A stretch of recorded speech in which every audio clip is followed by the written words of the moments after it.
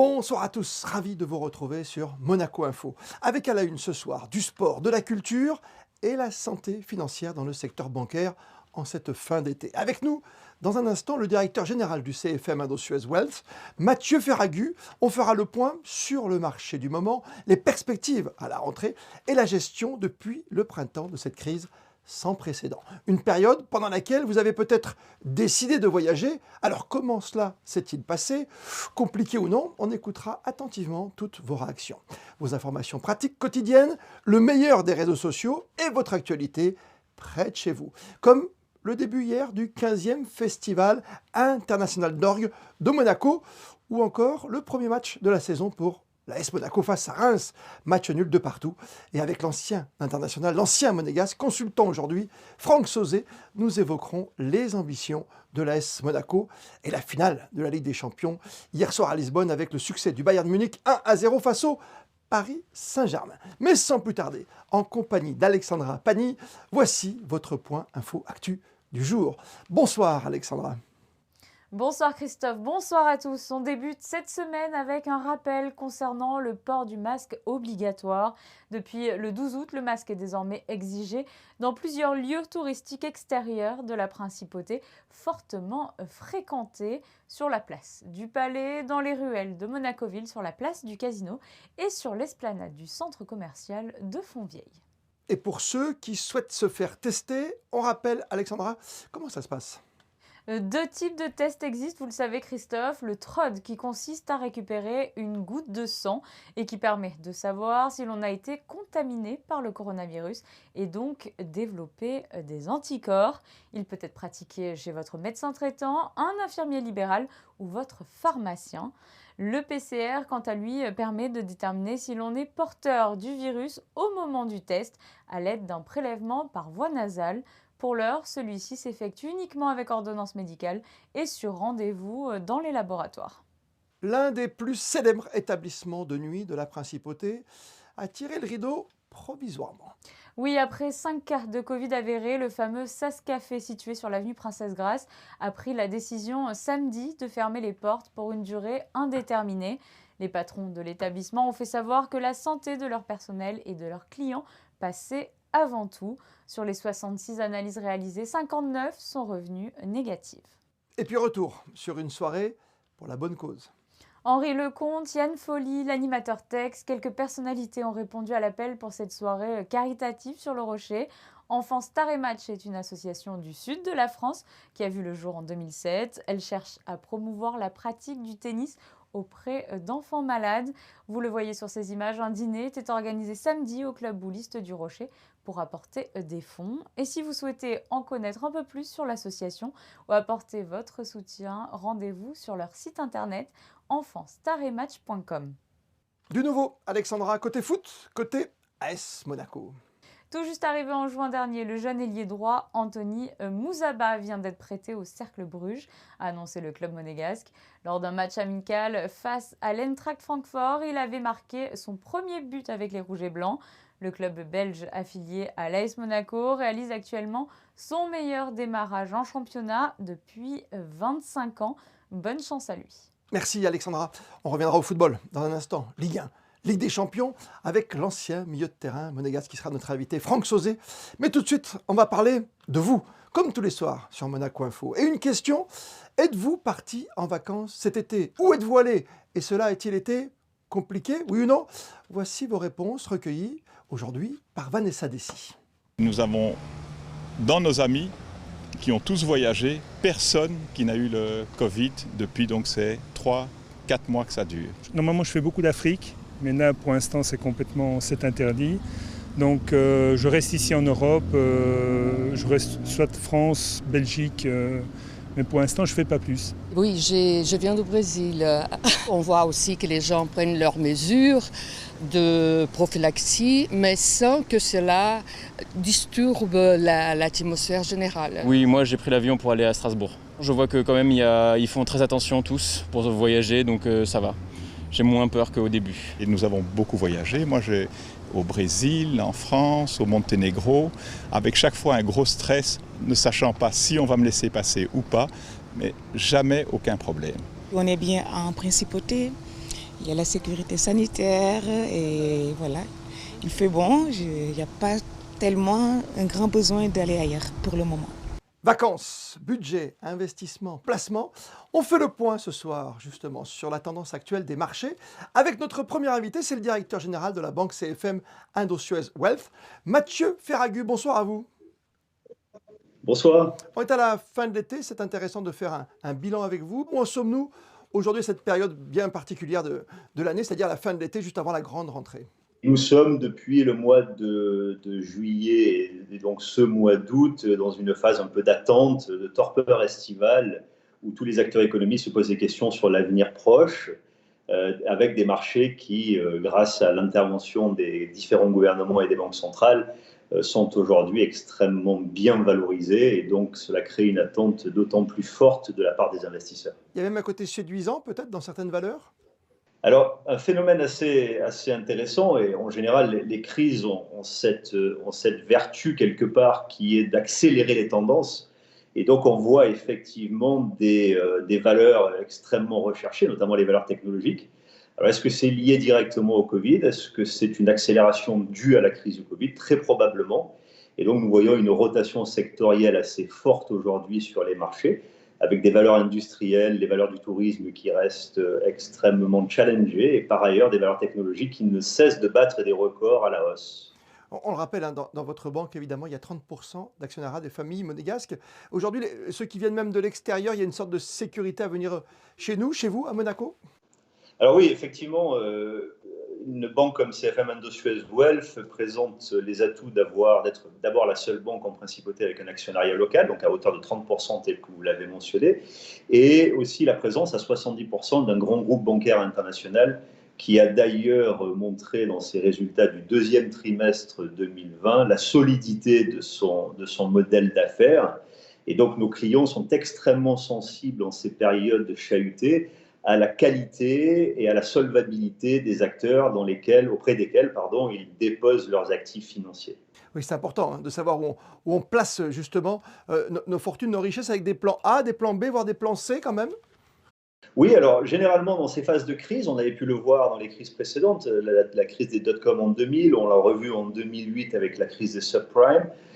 Là, on le voit maintenant sur la crise du Covid. On voit des clients qui sont beaucoup plus attentifs à la qualité de l'institution auprès desquelles ils déposent leurs actifs. Et on voit aussi un besoin de plus en plus fort de diversification par l'utilisation de différentes institutions, voire de différentes géographies. Mais Monaco reste vraiment une place de choix pour nos investisseurs et sur cette période des 6 derniers mois, à aucun moment leur confiance dans la place n'a été remise en cause. Jamais remise en cause. Hein. C'est cette confiance mutuelle finalement hein, entre le client et sa banque. C'est une confiance mutuelle et je pense que l'ancrage de CFM en principauté a d'autant plus renforcé cette confiance. Et nous avons aujourd'hui, comme je le disais au préalable, des investisseurs très attentifs dans ces domaines-là, mais aussi dans la qualité de service, la qualité de conseil et tout autre service que nous fournissons. Vous avez une grande vision internationale. Quelle est-elle aujourd'hui, la situation économique dans le monde entier? Est-ce que vous pensez qu'il y aura un effet rebond très rapidement? C'est une crise qui, en plus, par rapport aux crises précédentes qui étaient uniquement financières ou économiques, elle est d'abord sanitaire. Donc ça génère beaucoup plus d'incertitudes que les autres crises. En revanche, on voit, et c'est ce qu'on disait un petit peu plus tôt, certains secteurs qui vont être durablement challengés, le tourisme, le transport aérien, et d'autres secteurs qui se trouvent extrêmement renforcés par cette crise, notamment dans le digital, dans tout ce qui est technologie, comme on le disait au préalable. On attend de voir ce qui va se passer, même du côté sanitaire, tout simplement? Oui, effectivement, les mois de mars-avril sur les marchés financiers ont été extrêmement actifs du fait d'une forte volatilité des marchés, avec des investisseurs, que ce soit privés ou institutionnels, qui se repositionnaient sur les marchés. Mais aujourd'hui, comme vous le disiez, nous entrons dans un nouveau paradigme. Nous sommes sur les marchés monétaires, il n'y a plus de taux d'intérêt, que ce soit en dollars, en euros ou dans la quasi-totalité des devises. Et nous voyons aujourd'hui une réaction des investisseurs vers des actifs réels. Donc on voit l'immobilier, notamment l'immobilier en principauté, sur lequel nous avons une activité très forte, une activité qui a repris très fortement dès le déconfinement. On voit, comme tout le monde a pu le constater, des mouvements vers l'or, donc vers les matières premières, les métaux précieux essentiellement. Valeurs refuge. Et encore, voilà, valeurs refuge, et des mouvements vers ce qu'on appelle le private equity, donc tout ce qui est actif professionnel, où là encore, entre des marchés financiers quelque part encore un peu volatiles, très hauts, et des taux très bas, les clients cherchent des solutions en actifs réels, en actifs tangibles. Et donc, on rentre dans une phase un petit peu, on va dire, d'évolution côté investissement. Un chapitre que je voulais aborder avec vous, c'est quand même l'humain. On revient à notre confiance, notre relation habituelle quand on est CFM aujourd'hui et client. Post-déconfinement, évidemment, un certain nombre de clients sont extrêmement précautionneux et ne souhaitent pas se déplacer. Mais on revoit finalement un retour à la normale. Cela étant, je pense que cette crise, et ça se dit assez généralement, va laisser des traces indélébiles dans la gestion des entreprises, notamment l'utilisation des technologies de type télétravail, etc. Mais nous avons pris le parti côté CFM de se retrouver le plus vite au plus près de nos clients pour pouvoir les accompagner et de se poser un certain nombre de questions stratégiques sur l'évolution du mode de télétravail et du travail à distance en général, mais nous attendons, comme tout le monde, de l'évolution réglementaire, législative, et de voir un petit peu aussi ce que seront les conditions sanitaires dans les mois à venir, ce dont nous sommes peu certains à ce stade. Personne ne peut savoir. En revanche, pour conclure, quand on dit CFM, Indo-Suez et Wealth, Wealth à la fin, si on traduit, c'est prospérité dans l'investissement. Vous me conseillez quoi ce soir, finalement, si j'ai un tout petit budget ? Voilà, si on se rassemble toute la télévision, on se dit tiens, on va investir dans la pierre, vous me dites dans l'or? Je dirais continuer à diversifier, principe de base. Et puis, ces crises sont toujours le meilleur moment pour identifier de nouvelles tendances. Et c'est à ce moment-là qu'il faut savoir se créer des convictions et investir avec beaucoup de conviction dans ces moments-là. Savoir se positionner. Effectivement, prédire l'avenir, c'est plus compliqué au niveau sanitaire, on l'a bien compris aussi. On aura l'occasion d'en reparler, évidemment, pendant l'été indien ou cet automne ensemble. Merci mille fois d'avoir répondu à nos questions ce soir. À très vite. Merci à vous. Bonne soirée. Et dans le contexte sanitaire du moment, pas inintéressant, une fois encore, de s'attarder sur le monde de la culture qui s'adapte comme il peut pour chaque événement maintenu en cette période pour le moins perturbée. Avec l'ouverture hier du Festival d'Orgue, Festival international de Monaco, c'est le 15e du nom, et on retrouve sur le parvis de la cathédrale Christine Datomel pour l'événement musical de cette fin d'été. Oui Christophe, en raison de la crise sanitaire actuelle, une édition plus condensée pour ce Festival international d'orgue de Monaco. 3 dates ont été programmées, 6 événements au total pour de belles rencontres musicales entre les artistes et le public. J'ai justement à mes côtés le directeur artistique de ce Festival d'orgue. Alors racontez-nous Olivier Vernet, comment ça va se dérouler cette année? Alors cette année, nous aurons trois grandes manifestations chaque dimanche, à partir d'aujourd'hui, jusqu'au 5 septembre, avec 3 grands concerts autour de l'orgue. Chaque concert sera précédé d'une petite conférence qui illustrera la facture d'orgue, le répertoire, un peu de musicologie, voilà, pour permettre aux auditeurs d'avoir une connaissance un peu plus approfondie du monde de l'orgue. Merci beaucoup Olivier Vernet. Je vais rejoindre l'organiste du jour, Sophie Véronique, bonjour. Bonjour. Comment ça va se passer aujourd'hui? Qu'est-ce que vous allez jouer? Alors aujourd'hui, je vais improviser, je vais illustrer sous forme donc d'improvisation tout le long d'un texte d'Éric Emmanuel Schmitt, Ibrahim et les fleurs du Coran, avec 2 comédiens, Pauline Choplin et Pierre-Marie Escourou. Donc mon rôle étant de traduire les émotions à travers ce texte, mais je suis surtout très heureuse et je remercie de tout mon cœur Olivier Vernet qui m'invite pour la 3e fois. Et c'est un lieu absolument magique avec un instrument où il y a énormément de possibilités et pour un improvisateur c'est formidable. Merci beaucoup. On va écouter justement un extrait de votre concert et puis retenez bien, prochaine date pour ce Festival international d'orgue de Monaco, le 30 août.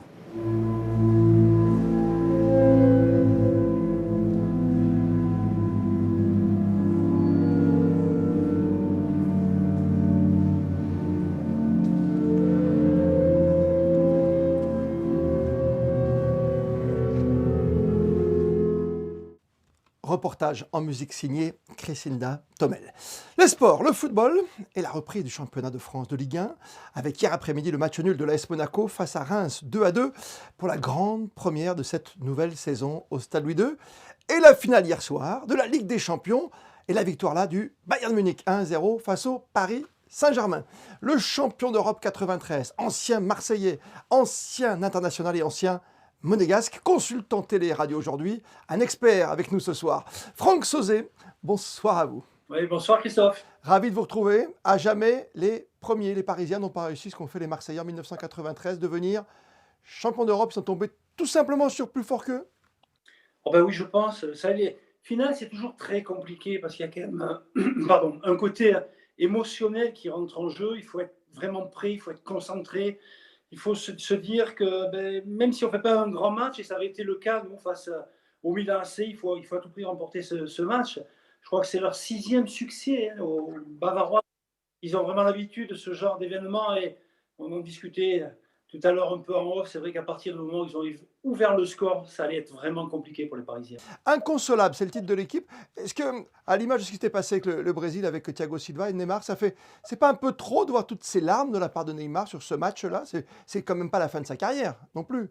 Non, c'est pas la fin de sa carrière, mais c'est peut-être la fin de sa période parisienne. On ne sait pas ce qui va arriver derrière. C'est ça. L'émotionnel, c'est bien, mais il faut faire attention parce que ça peut être aussi justement un piège parce qu'on commence à trop gamberger. Est-ce que peut-être ces Parisiens, durant cette rencontre, lorsqu'ils ont vu qu'ils ne pourraient peut-être pas rivaliser vraiment avec cette équipe, allemande, notamment dans la gestion de ce match-là, est-ce qu'elle n'a pas commencé à gamberger? Certainement, à mon sens, mais voilà, quoi, ce qui est terrible, c'est le score minimal, 1-0. Mais on a l'impression que c'est l'addition normale aussi, peut-être, non? C'est pas 8-2 comme l'autre jour Bayern Munich-Barça. On se dit que le Bayern, une fois qu'il marque à l'heure de jeu, tu sais, tu as l'impression, on a le sentiment, quand on est entre amis, de se dire c'est terminé quoi le match, c'est fini, ils vont plier. Et exactement, ils ferment la baraque, comme on dit. Eh oui, c'était pas une Ligue des Champions au rabais non plus. Ah non, il n'y a jamais de Ligue des Champions au rabais. Même maintenant, dans ce format-là, vous voyez ce que je veux dire, Franck? Oui, bien sûr, mais le public a manqué, c'est évident. Certainement que s'il y avait eu les matchs aller-retour aussi, il y aurait eu un autre atout peut-être pour le Paris Saint-Germain. Mais c'est comme ça, il faut faire avec. Le propre du footeux, de toute façon, Christophe, vous savez bien avec l'expérience que vous avez, exactement, c'est s'adapter à tout. Mais moi, je trouve que ce Final 8 là, je trouvais ça très sympa, justement. Je ne sais pas ce que va faire l'UEFA dans le futur, mais c'est quand même sympa d'organiser peut-être un tournoi aussi comme ça. Il y aura peut-être des pertes d'argent pour les clubs, mais bon, moi j'ai trouvé ça très sympa. Vous êtes champion d'Europe encore et toujours avec la Ligue des Champions, bien sûr, avec cette coupe aux grandes oreilles. Vous avez joué, personne n'oublie, à Monaco, qui a débuté hier son championnat à 13h, l'horaire chinois, entre guillemets, pour les retransmissions télé. C'est pas évident en plein été. Un petit 2-2, on s'est fait peur pendant 20 minutes. C'est vrai qu'on était mené 2-0 côté monégasque. Et une équipe qui se met en place avec Niko Kovac, nouvel entraîneur qui vient justement du Bayern. Oui, exactement. Donc, il faut arriver à transposer les qualités de l'entraîneur aussi dans un club, amener cette rigueur, demander une implication totale de la part des joueurs. Je pense que ça, c'est l'ADN d'un club et d'une équipe. Alors, ça ne se fait pas du jour au lendemain. Il est en train de distiller justement tout ça à ses joueurs. Je trouve que c'est bien. Il ne faut pas trop, en début de saison, se fier aux résultats, quoi. Il faut plus se dire, progresser dans le jeu, ne pas perdre, c'est important, parce qu'on peut aller aussi gagner à l'extérieur, ce sera peut-être le cas de Monaco lors de la prochaine rencontre, mais il faut que ça se mette évidemment en place, et à titre personnel, j'avais tellement vibré, ça fait 3 saisons maintenant avec ce Monaco en Ligue des Champions, il faut souhaiter voir cette équipe monégasque vraiment être au top, dans le top 3, top 5, oui. Mais bien sûr, quoi. C'est tellement un beau club et un grand club. J'ai fait qu'une saison à Monaco. On avait été dauphin de l'OM. Nous avions eu cette immense. Ce n'était pas de la chance, mais nous avions gagné quand même la Coupe de France face à l'OM. J'en garde personnellement un superbe souvenir. C'était des super moments, vraiment. Franck Sauzet, justement, Monaco aujourd'hui qui peut arriver dans le top 3 pour conclure. Est-ce qu'on va avoir un beau championnat quand même cette année, ce qui ne sera pas simple, parce qu'on a déjà vu même lors de la première journée, le Marseille-Saint-Etienne est annulé pour cause de Covid, avec 4 cas de Covid à Marseille. Oui, non, mais c'est ça, justement. Là, c'est très difficile en fait de se projeter aujourd'hui dans ce championnat. Déjà pour des raisons sanitaires, on ne sait pas ce qui va se passer. Il y a un flou là en ce moment sur ce championnat. Il faut espérer ça ne sera pas justement au détriment du bon déroulement sur cette année, mais il faut espérer que ce sera quand même équitable. C'est ça, justement, parce que l'équité, c'est très important. Parce que si on ne joue pas 3 matchs d'un coup, voilà, revenir après, c'est un peu compliqué. Hein. C'est très compliqué, parce que imaginez, face à votre adversaire en direct, quand vous évoquiez, Christophe, le fait de jouer les premiers rôles, si par exemple Paris joue tout son championnat et que Monaco ou Marseille ou Lyon ont 3 matchs de retard et que Paris les a gagnés, ça va mettre une pression supplémentaire. Alors encore une fois, bien sûr qu'il faut s'adapter. Mais un championnat, ça se gagne de la première journée à la dernière. Merci, Franck Sauzet. Merci à vous. C'était un plaisir de parler foot, évidemment, sur Monaco Info avec vous ce soir. C'est réciproque. Merci beaucoup. Et comme le veut la tradition, voici votre rendez-vous avec le meilleur de l'actualité des réseaux sociaux, sélectionné par Alexia Bigini. Des chiens, des chats et des animaux branchés foot ce soir. Tout ce qui a fait le buzz à travers le monde ces dernières heures, all over the world, avec pas mal de retrouvailles, pas mal d'émotions ce soir, vous allez le voir.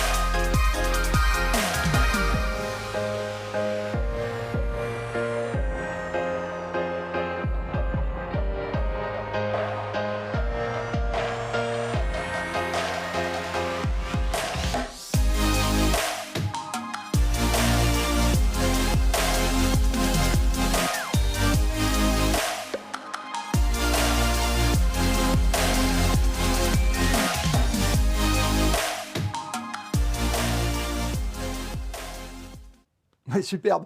Vive le tri sélectif en tout cas. Bel exemple. On vous retrouve, Alexandra Pani, pour le point info pratique du jour. Je m'adresse là à tous les étudiants qui souhaitent poursuivre des études supérieures. Si vous souhaitez bénéficier d'une bourse pour la prochaine année universitaire, les formulaires de demande sont disponibles sur le site internet du gouvernement dans l'espace particulier.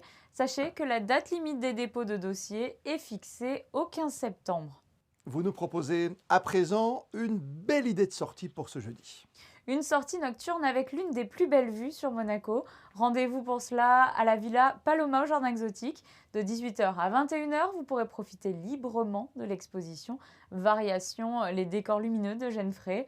Puis à 21h, place à la projection en plein air de Félix in Wonderland de Marie Lausier. L'entrée est gratuite, mais les places sont limitées. Il est donc impératif de réserver à l'avance. Et pour ne rien manquer des actualités de la ville, vous nous présentez, Alexandra, ce soir, un tout nouveau site internet. Son nom est simple et affiche clairement son objectif, Your Monaco. Ce site internet veut renforcer le lien entre l'administration, les monégasques et les résidents. Disponible en 3 langues, il est divisé en 4 catégories. Mon quotidien, ma ville, mon environnement et mes services urbains. Un point très pratique, l'utilisation de cartes animées qui permettent de recenser nos points d'intérêt en un coup d'œil. Et pour clore ce point info pratique, on en vient aux prévisions météo pour demain mardi. C'est une journée plutôt ensoleillée qui nous attend mardi, avec des températures agréables allant de 20 à 25 degrés. Du côté des plages, l'eau est à 26 degrés et Christophe, nous fêterons les Louis en ce mardi 25 août. C'est bien noté. À demain, Alexandra. Merci encore. Comme chaque soir, on termine ce journal en images avec la première de l'AS Monaco à domicile hier au Stade Louis II, photo signée Mika.